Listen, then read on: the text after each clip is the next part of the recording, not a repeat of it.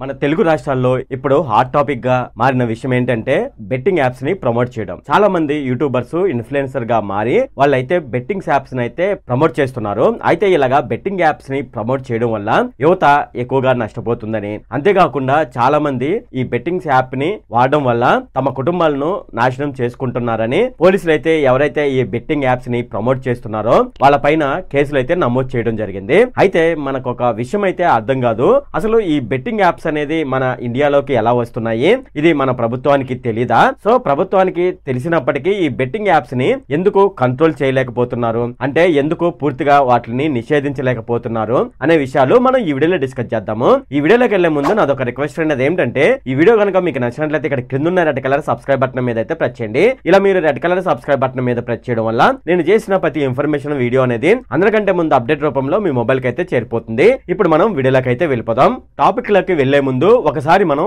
మహాభారతాన్ని అయితే గుర్తు చేసుకుందాము. మహాభారతంలో మనం చూసుకున్నట్లయితే ధర్మరాజు అంతటి వాడే జోదంలో చిక్కుకొని ఎంతటి ఘోరమైన నష్టాన్ని చవి చూశాడో మనం మహాభారతంలో చూడవచ్చు. తర్వాత ఏం జరిగిందో, మహాభారత యుద్ధం అనేది ఎంత ఘోరంగా జరిగిందనేది మన కళ్ళ ముందే ఇప్పటికీ కనిపిస్తూ ఉంటుంది. అంతటి వినాశకరమైన జోదం అనే మాయలో పడి యువత వాళ్ళ జీవితాలను అయితే నాశనం చేసుకుంటున్నారు. ఇది మన తెలుగు రాష్ట్రాల్లో మాత్రమే కాదు, మన భారతదేశం మొత్తంగా మనం చూసుకున్నట్లయితే ఎంతో మంది ఈ ఆన్లైన్ యాప్స్ మాయలో పడి తమ జీవితాలను అయితే నాశనం చేసుకుంటున్నారు. ఇక మనం చూసుకున్నట్లయితే ఆర్థికంగా చితుకుపోయిన జీవితాలు చాలా ఉన్నాయి. ఈ ఆన్లైన్ బెట్టింగ్ యాప్స్ వల్ల కొంతమంది అప్పుల ఊబులో కూరుకుపోయారు, మరికొందరు ఆత్మహత్యలు చేసుకున్న ఉదాంతాలు కూడా మనం చూడవచ్చు. అయితే పేరుకు బెట్టింగ్ యాప్స్, ముందు వాళ్ళు మనకు చెప్పేది ఏంటంటే ఓన్లీ సరదా కోసం మాత్రమే ఈ బెట్టింగ్ యాప్స్ అని మొదట వాళ్ళైతే మనకు చెప్పి మనల్ని బెట్టింగ్ యాప్స్ లో పెట్టుబడి పెట్టేలాగా మనల్ని ప్రమోట్ చేస్తారు. దాని తర్వాత మనకే ఆ బెట్టింగ్ యాప్స్ కి అలవాటు పడిపోతాము. అలవాటు పడిపోయి అప్పులు సొప్పులు తెచ్చి ఆ బెట్టింగ్ యాప్స్ లో పెట్టుబడి పెట్టడం జరుగుతుంది. దాని తర్వాత బెట్టింగ్ యాప్స్ లో నష్టపోయి కొంతమంది తమ జీవితాలను నాశనం చేసుకున్నారు, మరి కొంతమంది ప్రాణాలైతే తీసుకున్నారు. అయినా ప్రభుత్వాలు, చట్టాలు, కోర్టులు అన్ని కూడా ఈ బెట్టింగ్ యాప్ వ్యవస్థను నాశనం చేయడానికి, నియంత్రించడానికి జాప్యం చేస్తున్నాయంటే దానికి తగిన కారణాలు కూడా ఉన్నాయి. డెక్కన్ హెరాల్డ్ అనే మ్యాగజైన్ లో 2024 మార్చిలో ఒక న్యూస్ అయితే ప్రచురితమైంది. భారతదేశంలో బెట్టింగ్ యాప్స్ అలాగే జోదాలు మార్కెట్ వాల్యూ ఎంతుందనేది ఆ పత్రికలో మెన్షన్ చేయడం జరిగింది. అయితే మొత్తంగా వాళ్ళైతే ఎంత చెప్పారంటే 8,27,000 కోట్ల రూపాయలు అయితే ఓన్లీ ఈ బెట్టింగ్ యాప్స్ ద్వారానే రొటేషన్ అవుతున్నాయని వాళ్ళు చెప్పడం జరిగింది. దీన్ని బట్టి మనం అర్థం చేసుకోవచ్చు ఈ బెట్టింగ్ యాప్స్ అలాగే జోదాలకు సంబంధించిన మార్కెట్ మన భారతదేశంలో ఏ విధంగా ఉందని. 275 గేమింగ్ కంపెనీలు, 15,000 మంది గేమింగ్ డెవలపర్లు, 30,000 మంది సుమారుగా ఈ గేమ్లు ఆడుతున్నారని ఫోరం ఐఏఎస్ అనే ఒక వెబ్సైట్ లోనైతే ప్రచురితమైంది. ఇంత వ్యవస్థీకృతమైన ఆర్థిక పటిష్టతను కలిగి ఉంది ఈ మార్కెట్ అనేది. అయితే ఈ ఆన్లైన్ బెట్టింగ్ యాప్స్ ని అలాగే జోదాలను అరికట్టడం అనేది అంత సులభం కాదు. ఎందుకంటే దీని మార్కెట్ వాల్యూ ఎంత ఉందని ఇంతకు ముందు చెప్పుకున్నాం కదా. సో దాన్ని ఒకేసారి కట్టడి చేయాలంటే సాధ్యపడదు. ఎందుకంటే ఇందులో చాలా లుసుకులు అయితే ఉంటాయి. ఈ లుసుకులను మనం అర్థం చేసుకోవడానికి జంగ్లీ గేమ్ అని ఒకటైతే ఉంది. ఆ కేసుని ఒకసారి మనం పరిశీలిద్దాము. జంగ్లీ రమ్మీ గేమ్ అని ఒకటైతే ఉంది. అయితే దానికి సంబంధించి ముంబై హైకోర్టులో ఒక కేసు అయితే నమోదు చేయడం జరిగింది. అయితే ఈ ఆన్లైన్ జంగ్లీ రమ్మీ గేమ్ పై చాలా ఆరోపణలు అయితే ఎదుర్కోవాల్సి వచ్చింది. ఆ ఆరోపణలు ఏంటని మనం చూసుకున్నట్లయితే, అయితే ఇంతకు ముందే చెప్పుకున్నాం కదా ఈ ఆన్లైన్ జంగ్లీ రమ్మింగ్ గేమ్ పై ముంబై కోర్టులో కేసు నమోదైందని చెప్పుకున్నాం కదా. సో ఆ పిటిషన్ లో వాళ్ళు ఏమని పేర్కొన్నారని మనం చూసుకున్నట్లయితే ఈ గేమ్ అనేది యువతపై చెడు ప్రభావం చూపుతుందని వాళ్ళు ఆ పిటిషన్ లో పేర్కొనడం జరిగింది. అయితే ఈ ఆన్లైన్ జంగ్లీ రమ్మీ గేమ్ పై వాళ్ళు ఆఫర్లు ప్రకటించి యువతను తప్పుదోవ పట్టిస్తున్నారని, అంతేకాకుండా ఈ గేమ్ అనేది అదృష్టంపై ఆధారపడి ఉందని, కాబట్టి అది చట్ట విరుద్ధమని ఎవరైతే పిటిషన్ వేసారో వాళ్ళైతే వాదించడం జరిగింది. అంతేకాకుండా ఈ గేమ్ అనేది మోసపూరితంగా ఉందని వాళ్ళు చెప్పడం జరిగింది. అంతేకాకుండా ఈ గేమ్ లో బాట్స్ ను ఉపయోగించి అక్రమ పద్ధతుల ద్వారా గేమ్ ఆడే వాళ్ళని తారుమారు చేస్తున్నారని ఆ పిటిషన్ లో పేర్కొనడం జరిగింది.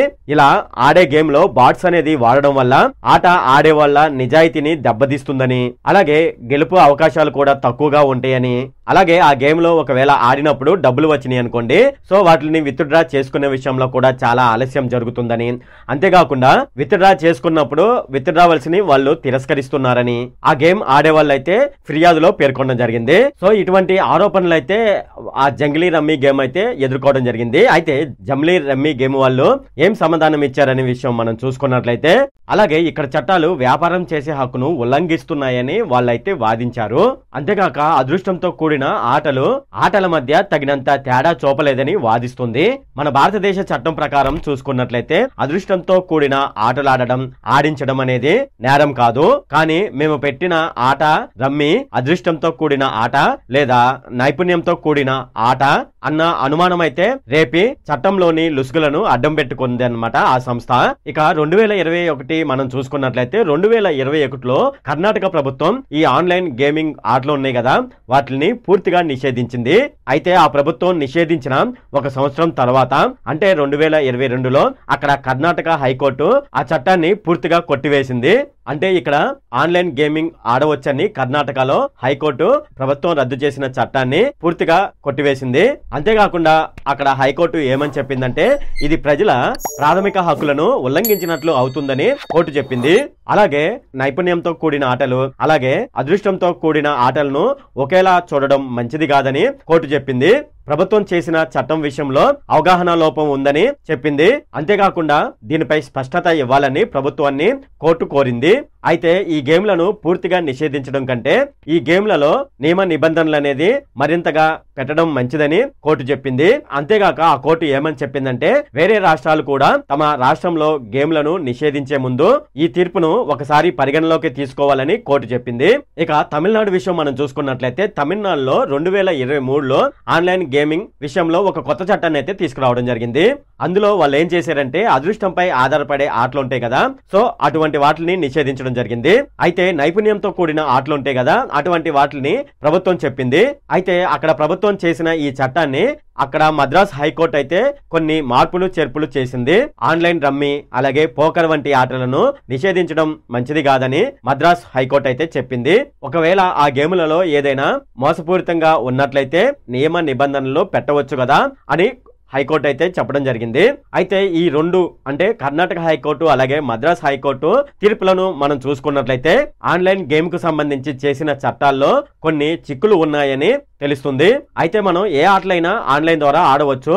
అయితే ఏ ఆటలు ఆడాలి ఏ ఆటలు ఆడకూడదనే విషయం ఇక్కడ ఈ తీర్పులను బట్టి మనం చూసుకున్నట్లయితే చెప్పడం అనేది కొద్దిగా కష్టమైపోతుంది. అలాగే ఇక మన ఆంధ్రప్రదేశ్ ప్రభుత్వం విషయం మనం చూసుకున్నట్లయితే మన ఆంధ్రప్రదేశ్ ప్రభుత్వం కూడా నైపుణ్యంతో కూడిన ఆటలను అలాగే అదృష్టంతో కూడిన ఆటలను నిషేధించాలని మన ప్రభుత్వం అయితే చూసింది.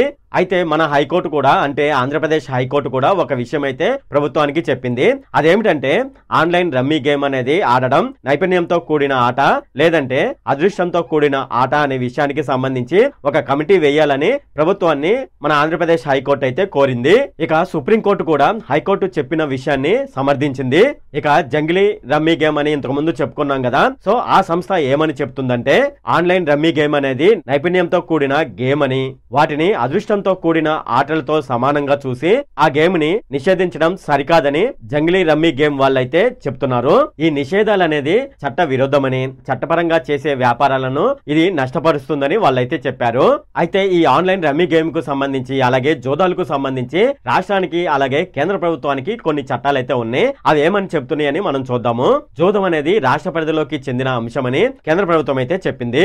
అంతేకాకుండా రాష్ట్ర ప్రభుత్వాలు జోదాలకు సంబంధించి చట్టాలను తమకు నచ్చినట్లుగా చేసుకోవచ్చని కేంద్ర ప్రభుత్వం అయితే చెప్పింది. అందువల్ల చట్టాల విషయంలో మనం చూసుకున్నట్లయితే ఈ ఆన్లైన్ జోదానికి సంబంధించి గాని లేదంటే మామూలుగా జోదం ఆడే ఆట విషయంలో గాని ఎటువంటి స్పష్టత లేదని మనకైతే తెలుస్తుంది. దేంతో ఏ ఆట అనేది చట్టబద్ధమో ఏ ఆట అనేది చట్టబద్ధం కాదో అనేది మనకు పూర్తిగా స్పష్టత అయితే తెలియడం లేదు. అంతేకాకుండా మనం ఆన్లైన్ జోదాల గురించి మనం మాట్లాడుకున్నట్లయితే ఆన్లైన్ జోదాలు అనేది యాప్ అనేది ఏ ఏ దేశాల్లో తయారవుతుందో ఎవరు నడిపిస్తున్నారో అనే విషయం ఎక్కువ మందికి తెలియదు. అలాగే ఏ ఏ దేశాల నుంచి ఈ రమ్మీ గేమ్ ని ఆడుతున్నారు అనే విషయాలు కూడా ఎవరికి తెలియదు. ఇదంతా ఒక విధంగా చెప్పాలంటే సీక్రెట్ గా జరుగుతుంది. అంతేకాకుండా ఈ ఆన్లైన్ రమ్మీ గేమ్ కు సంబంధించి ఒకవేళ ఎవరికైనా కంప్లైంట్ చేయాలంటే, అంటే ఆన్లైన్ రమ్మీ గేమ్ కు సంబంధించి ఆట ఆడుతున్నప్పుడు ఏదైనా సమస్యలు ఉన్నాయి అనుకోండి, ఎవరికి కంప్లైంట్ చేయాలనేది కూడా ఎవరికి తెలియదు. అలాగని చెప్పి వాళ్ళకు కస్టమర్ కేర్ కూడా సరిగ్గానైతే ఉండదు. ఇక మరో విధంగా చెప్పాలంటే మనకు ఆన్లైన్ గేమ్ ద్వారా ఏ ఆటలైనా ఆడారనుకోండి, ప్రభుత్వానికి అయితే 18% నుంచి 28% వరకు జిఎస్టీని అయితే పే చేయవలసి ఉంటుంది. అయితే ఈ ఆన్లైన్ ద్వారా ఆడే గేమ్స్ ఉన్నాయి కదా, సో వాళ్ళైతే ప్రభుత్వానికి ₹1 కూడా కట్టరనమాట. మొత్తం పూర్తిగా ఇక్కడ ఆన్లైన్ ద్వారా జరుగుతుంది కాబట్టి ప్రభుత్వానికి సంబంధం లేకుండా వాళ్ళైతే వాళ్ళ యాప్స్ ని మన ఆంధ్రప్రదేశ్ లోకి చట్ట విరుద్ధంగా ప్రవేశపెట్టి, అలాగే మన యూట్యూబర్స్ ఉన్నారు కదా వాళ్ళ చేత కూడా ప్రమోషన్స్ చేపించి ప్రభుత్వానికి ఏ విధమైనటువంటి ట్యాక్స్ కట్టకుండా ఈ విధంగానైతే ఈ ఆన్లైన్ గేమ్స్ ద్వారా వచ్చిన మనీని వాళ్ళైతే లాభాలుగా చూపించుకుంటున్నారు తప్పితే ట్యాక్స్ కూడా మనకు ఏ విధంగానూ అయితే కట్టడం లేదు. వీటి ద్వారా ప్రభుత్వానికి ఆదాయం ఏ మాత్రం రాకపోగా చివరికి నష్టమే మిగులుతుంది. అంతేకాకుండా ఎక్కువ మంది ప్రజలు ఈ ఆట ఆడడం వల్ల వాళ్ళ జీవితాలను వాళ్ళే నాశనం చేసుకుంటున్నారు. ఇక ఈ ఆన్లైన్ గేమ్ కి సంబంధించి లేదంటే ఆఫ్లైన్ గేమ్ కి సంబంధించి మన దేశంలో చట్టాలు అయితే ఉన్నాయి. ఆ చట్టాల గురించి అయితే ఇప్పుడు చూద్దాము. దీనికి సంబంధించి 1867లో ఒక చట్టం అయితే చేయడం జరిగింది. ఈ చట్టం మనకు ఏమని చెప్తుందని మనం చూసుకున్నట్లయితే జోదాలు నడిపించడం, అలాగే జోదాలకు సంబంధించిన గృహాలను నడిపించడం, అలాగే వాటికి బాధ్యత వహించడం అనేది నేరం. అంతేకాకుండా మన ఇండియా పరంగా మనం చూసుకున్నట్లయితే మన ఇండియాలోనే కొన్ని కంట్రీస్ ఏమో ఆన్లైన్ జోదాన్ని లేదంటే ఆఫ్లైన్ జోదాన్ని నిషేధించలేదు, కొన్ని రాష్ట్రాలు అయితే నిషేధించాయి. సో మన రాష్ట్రాలకు మధ్యనే ఈ విధమైనటువంటి తారతమ్యాలు అయితే ఉన్నాయి. అలాగే 2000 సంవత్సరంలో ఈ సైబర్ నేరాలకు సంబంధించి కూడా ఒక చట్టం అయితే ఉంది. సెక్షన్ 69A ద్వారా ప్రభుత్వం కొన్ని ఆన్లైన్ గేమ్స్ లను అయితే బ్లాక్ చేసింది. ఐటీ యాక్ట్ 2021 ప్రకారం మనం చూసుకున్నట్లయితే ఈ ఆన్లైన్ గేమ్లను ప్రవేశపెట్టే సంస్థలు ఏవైతే ఉన్నాయో అవైతే కొన్ని నిబంధనలను పాటించడం మంచిదని మనకు ఐటీ యాక్ట్ ప్రకారం అయితే తెలుస్తుంది. ఏది ఏమైనప్పటికీ చట్టం ఏం చెబుతున్నా, ప్రభుత్వం ఏం చెప్తున్నా సరే యువత తెలుసుకోవాల్సిన విషయం ఒకటైతే ఉంది. అదేమిటంటే ఆన్లైన్ ద్వారా గేమ్లు ఆడడం అనేది చట్ట విరుద్ధమో కాదో మనకైతే తెలియదు. అయితే ఈ ఆన్లైన్ గేమ్ ఆడడం వల్ల యువత తమ జీవితాలను అయితే నాశనం చేసుకుంటున్నారు. అంతేకాకుండా ఈ ఆన్లైన్ గేమ్స్ అనేవి కొంతమంది జీవితాలను నాశనం చేయడం మాత్రమే కాకుండా కొన్ని కుటుంబాలను అయితే రోడ్డున పడేస్తున్నాయి. సో ఎవరైతే ఉన్నారో ఈ ఆన్లైన్ గేమ్లకైతే అలవాటు పడవద్దు. హ్యాపీగా మీ జీవితాలను మీరు సాఫీగా సాగనివ్వండి. ఇది ఫ్రెండ్ ఈ వీడియోలో.